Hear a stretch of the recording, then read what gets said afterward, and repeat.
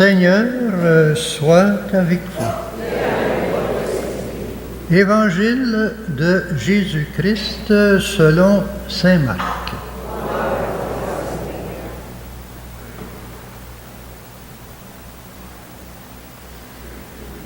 En ce temps-là, Jésus s'en alla ainsi que ses disciples vers les villages situés aux environs de Césarée de Philippe.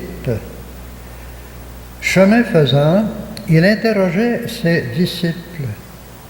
Au dire des gens, « Qui suis-je » Ils lui répondirent, « Jean le Baptiste, pour d'autres Élie, pour d'autres un des prophètes. »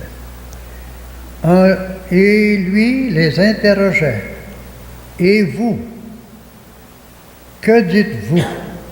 Pour vous, qui suis-je » Pierre, prenant la parole, lui dit, « Tu es le Christ. » Alors il leur défendit vivement de parler de lui à personne. Il commença à leur enseigner qu'il fallait que le Fils de l'homme souffre beaucoup, qu'il soit rejeté par les anciens, les grands prêtres et les scribes, qu'il soit tué et que 3 jours après, il ressuscite. Jésus disait cette parole ouvertement. Pierre, le prenant à part, se mit à lui faire de vifs reproches. Mais Jésus se retourna et, voyant ses disciples, il interpella vivement Pierre. « Passe derrière moi, Satan. Tes pensées ne sont pas celles de Dieu, mais celles des hommes. » Appelant la foule avec ses disciples, Jésus leur dit, « Si quelqu'un veut marcher à ma suite, qu'il renonce à lui-même, qu'il prenne sa croix et qu'il me suive. Car celui qui veut sauver sa vie la perdra. Mais celui qui perdra sa vie à cause de moi et de l'Évangile, la sauvera. » Acclamons la parole de Dieu.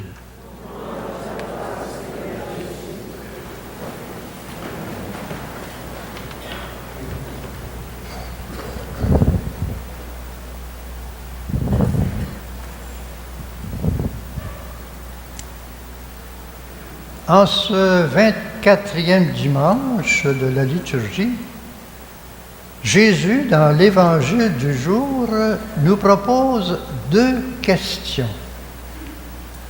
Au dire des gens, une question plus générale, « Qui suis-je » Et une deuxième question, mais beaucoup plus personnelle, « Pour vous, qui suis-je »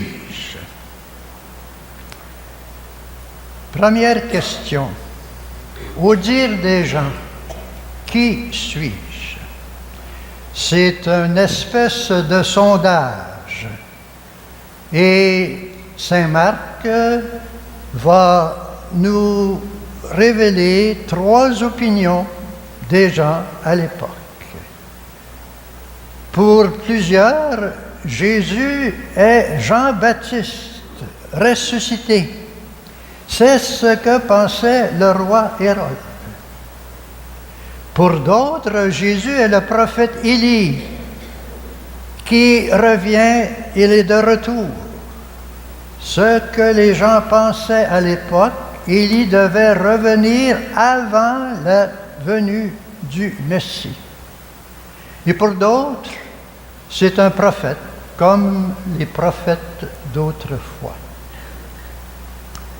Pour les ennemis de Jésus, c'est un blasphémateur, c'est un ami des prostituées, C'est même un possédé du démon, et pour d'autres, c'est un fou. Deuxième question, beaucoup plus personnelle. Pour vous, pour chacun et chacune de vous, qui suis-je? Et la réponse est interpellante. Et la réponse est au niveau de notre intelligence et surtout de notre cœur, de notre relation intime avec lui, de notre rencontre avec le Christ. Pour vous, qui suis-je? Je ne peux pas répondre pour chacun et chacune de vous. Je vous propose donc ma propre réponse personnelle.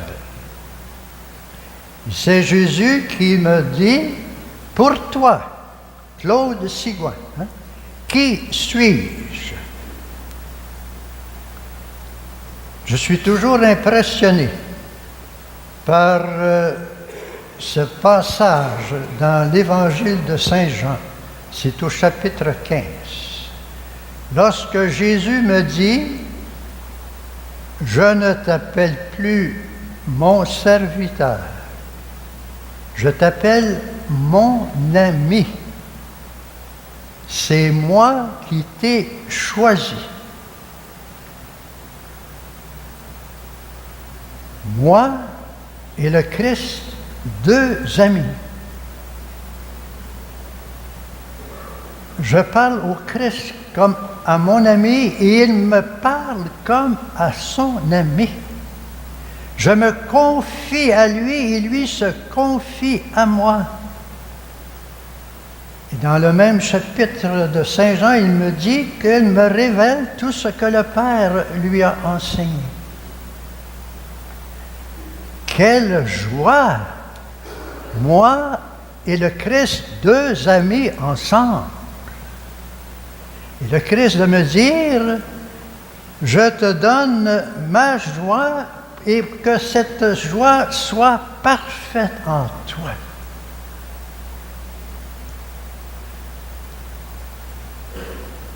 Jésus aussi me demande d'être à son école.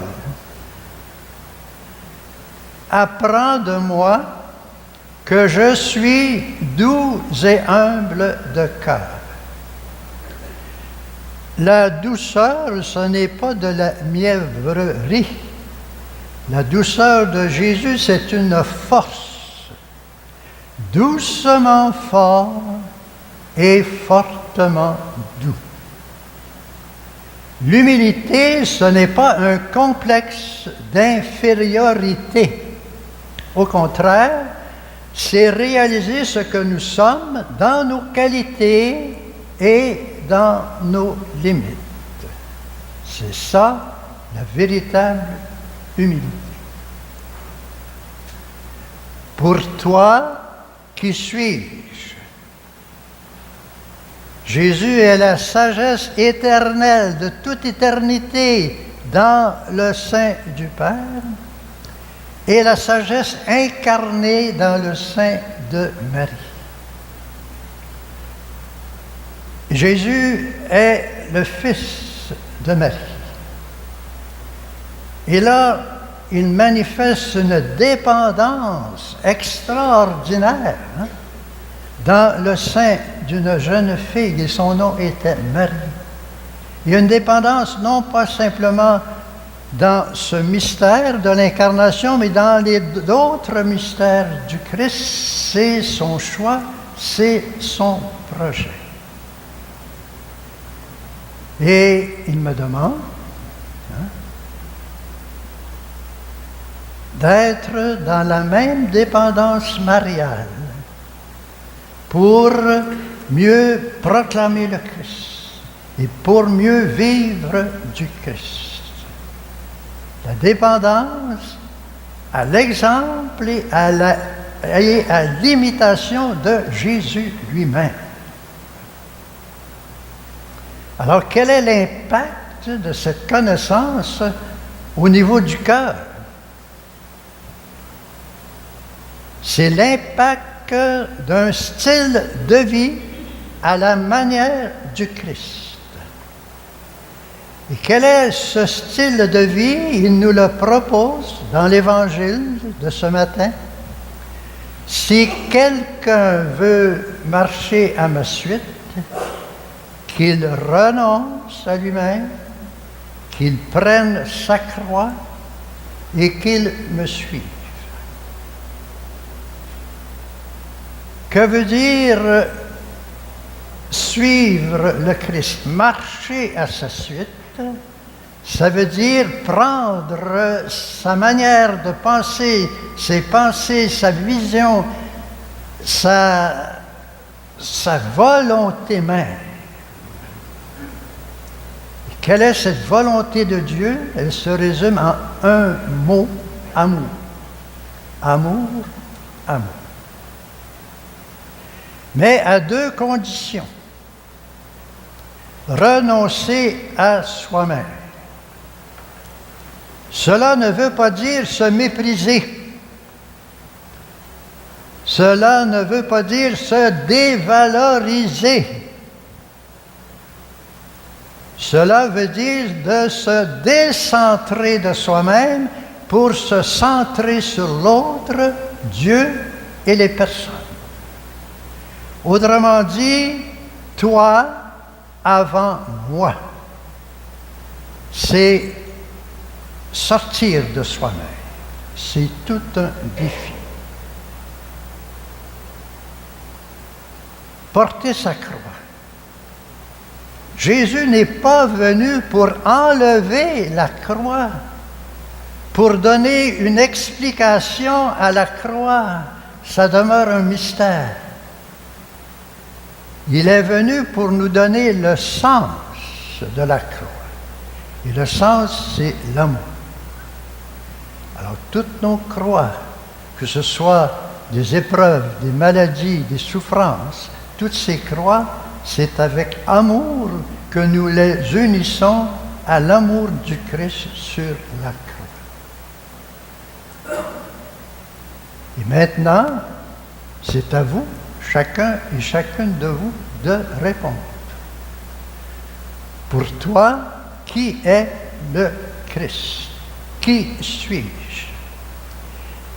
Et la réponse sera en relation avec votre engagement vers lui.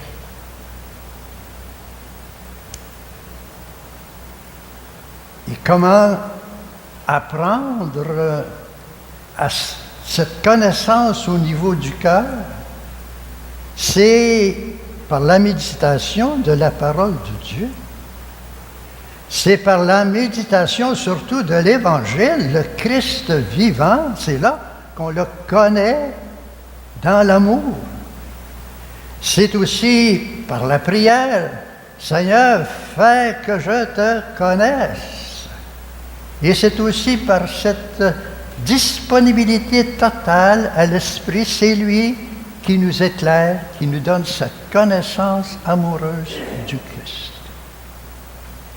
Et qui peut mieux nous aider à faire cette connaissance, sinon la Vierge Marie?